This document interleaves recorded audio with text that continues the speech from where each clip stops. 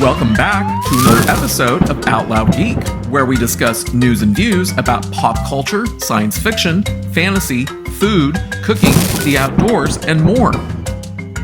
Welcome back to another episode of Who Will Be the Biggest Flop? This is part 8, and this week's box office was once again dominated by Barbie, but 2 new movies opened and Oppenheimer did not remain in second place.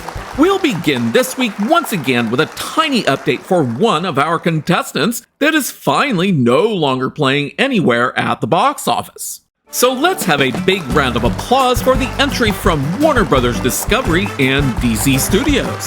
That completely underperforming superhero movie, The Flash, starring everyone's favorite wackadoodle actor, Ezra Miller. While the movie again did not earn anything internationally, it did play in 80 theaters in the US until Friday, but is now no longer playing anywhere. So both domestically and globally, the movie earned roughly another $93,000, bringing its final domestic total up to $108 million. Its international total was adjusted slightly lower to $160.2 million, so its global gross box office revenue remained about the same at $268.1 million. Thus, there is nothing to project for the movie going forward. The movie's estimated break-even point range is $550 million to $660 million, which is based on multiplying its $220 million production budget by 2.5 and 3.0 respectively, to account for the 50% of gross ticket sales that movie theaters keep for themselves, as well as the additional costs of marketing the movie and other miscellaneous costs that the studio pays above and beyond the production budget. Thus, the movie's final global gross box office loss ranges between $281.9 million to $391.9 million. Dividing that range by 2 yields a range of possible loss for Warner Bros. Discovery and DC Studios of $140.9 million to $195.9 million, which are essentially unchanged from last week and will remain the same moving forward. This means that The Flash is currently in first place, but it isn't going to remain there for long. Now we'll move on to the 2 very successful movies that opened 2 weeks ago and continue to siphon away box office revenue from our numerous contestants. So let's have a warm welcome for the movies Barbie and Oppenheimer. Just as I had expected, Barbie has now exceeded $1 billion at the global box office and is only the second movie to do so this year. For its third weekend domestically, Barbie earned another $53 million, which was only a 43% drop from its second weekend, to bring its current domestic box office total up to $459.4 million, which was a weekly drop of 69.27%. I didn't expect it to have another weekly gain as the movie had experienced during its second weekend. Internationally, the movie earned another $117.9 million to bring its international total up to $541 million, which was a weekly drop of 51.1%. Globally, the movie earned another $225.9 million, which was a weekly drop of 48.37%, to bring its current global gross box office up to $1 billion. So the movie has most definitely broken even because its break-even point is $590 million, which is 2 times the sum of its $145 million production budget and its $150 million marketing budget, in order to take into account the 50% of gross ticket sales that movie theaters keep for themselves.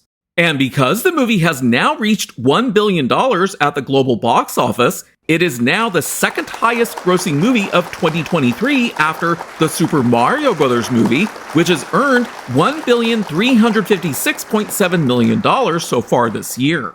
My current projections for Barbie put its final global gross box office earnings at somewhere between $1,339 million to $1,525 million, which are based on the movie having average weekly drops of 40 to 30%. So it has a very good chance of surpassing the earnings of the Super Mario Bros. Movie, which are represented by the purple line in the chart, and becoming the highest grossing movie for 2023. And now for Oppenheimer, it did not retain its second place position behind Barbie for its third weekend. Instead, it came in third place behind a new movie that just opened this weekend and is the next movie that I will be talking about after Oppenheimer. Domestically, Oppenheimer also had a fantastic weekend at the box office by earning another $28.7 million, which was a drop of 41.33% to bring its current domestic total up to $228.5 million. Internationally, the movie earned another $98 million to bring its international total up to $324.4 million, which was a weekly drop of 26.1%. Globally, the movie earned another $152.5 million to bring its current global gross box office total up to $552.9 million, which was a weekly drop of 32.59%. And yes, Oppenheimer also broke even. And that brings us to the new movie that opened this weekend and was number 2 overall in the domestic weekend box office.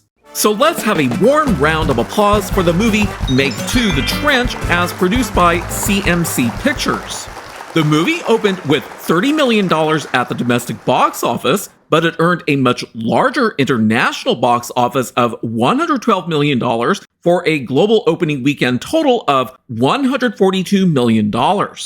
Using an estimated range of average weekly drops from 40 to 30% yields a possible final global gross box office range for Meg 2: The Trench of $355 million to $472.6 million. Given that the movie has a production budget of $129 million, by multiplying that by 2.5 and 3.0 to estimate a possible break-even point range of $322.5 million to $387 million, it currently appears that the movie will very likely break even, but not by much. Consequently, it cannot currently be considered to be a contestant for who will be the biggest flop, but I will be keeping an eye on it just in case it changes. That brings us to another possible new entry to who will be the biggest flop, and this movie came in 4th place overall at the domestic box office just behind Oppenheimer. So let's have a warm welcome for the movie from Paramount Pictures and Nickelodeon Movies, the animated movie Teenage Mutant Ninja Turtles: Mutant Mayhem. The movie's domestic opening weekend box office came in at just under $28 million, but it had also opened a few days earlier so that its current domestic box office total is sitting at $43 million. But unlike Meg 2: The Trench, which had a massive international opening weekend box office, Teenage Mutant Ninja Turtles: Mutant Mayhem barely managed to earn a miserable $8.5 million for its international opening weekend. And what that essentially says is that there isn't much interest in Teenage Mutant Ninja Turtles outside of the US. Thus, the current global gross box office earnings for the movie is $51.5 million. And that is not a good start at all, because if I project that forward using possible average weekly drops of 40 to 30%, the final global gross box office for Teenage Mutant Ninja Turtles: Mutant Mayhem may only be around $128.8 million to $171.5 million. Given that the movie has a production budget of $70 million, if we multiply that by 2.5 and 3.0 to get an estimated break-even point range for the movie, we get values ranging from $175 million to $210 million. Thus, Teenage Mutant Ninja Turtles: Mutant Mayhem currently qualifies to become our newest contestant for who will be the biggest flop, as it's looking at possible global gross box office losses of anywhere from $3.5 million to $81.2 million, which means that Paramount Pictures and Nickelodeon Movies may lose around half that range, or $1.8 million to $40.6 million. This puts Teenage Mutant Ninja Turtles: Mutant Mayhem currently into last place, behind The Flash, which is currently sitting in first place. And that brings us to our returning contestant, which hails from Disney and dropped down to 5th place in this weekend's overall domestic box office totals. So please give a warm welcome for the very poorly timed remake Haunted Mansion, which stars Rosario Dawson and was directed by Justin Simien. The movie managed to earn another $9 million domestically for its second weekend at the box office, which is a drop of 62.93% from its opening weekend, and brought its current domestic box office total up to $42 million.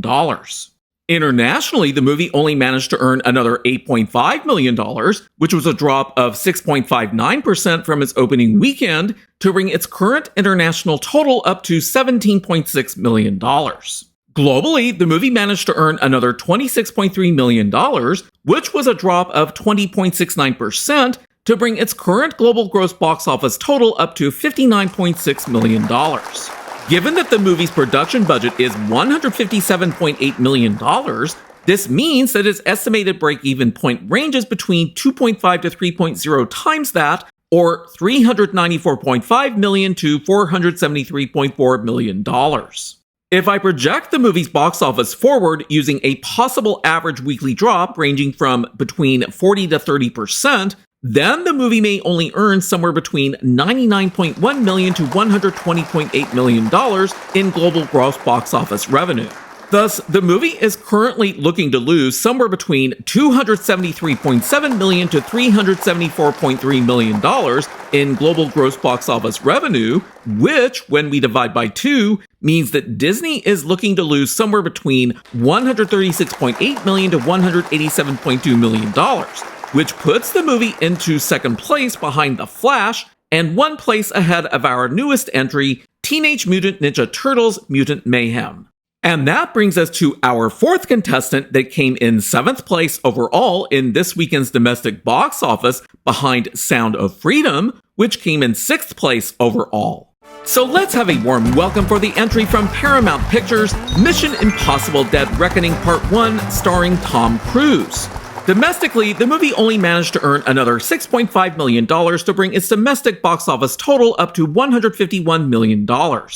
Internationally, the movie did a lot better, earning $34.8 million to bring its international total up to $342.8 million. Globally, the movie earned another $46.6 million to bring its current global gross box office total up to $493.8 million. Since the movie has a $290 million production budget, when we multiply that by 2.5 and 3.0 to calculate an estimated break-even point range, we get values of $725 million and $870 million respectively.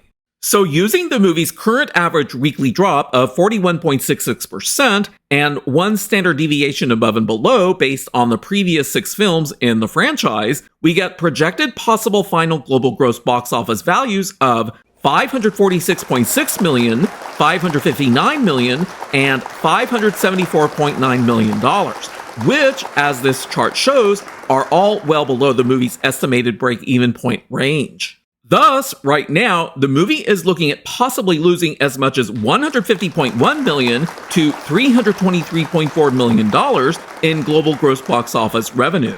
And when we divide that range by 2, it looks like Paramount Pictures could lose somewhere between $75 million to $161.7 million, which puts Mission Impossible: Dead Reckoning Part 1 into 3rd place behind The Flash and Haunted Mansion, and one place ahead of Teenage Mutant Ninja Turtles Mutant Mayhem, which currently sits in last place. And that brings us to our 5th and final contestant, which dropped to 9th place overall in this weekend's domestic box office. So let's have a warm welcome for Kathleen Kennedy's truly terrible entry from Disney and Lucasfilm, Indiana Jones and the Dildo of Destruction, starring the 81-year-old Harrison Ford. The movie only took in a rather pathetic $1.5 million domestically, which brings its domestic box office total up to $170.6 million. Internationally, the movie brought in another $8.8 million to bring its international box office total up to $197.8 million. So globally, the movie earned another $12.4 million to bring its current global gross box office total up to $368.4 million.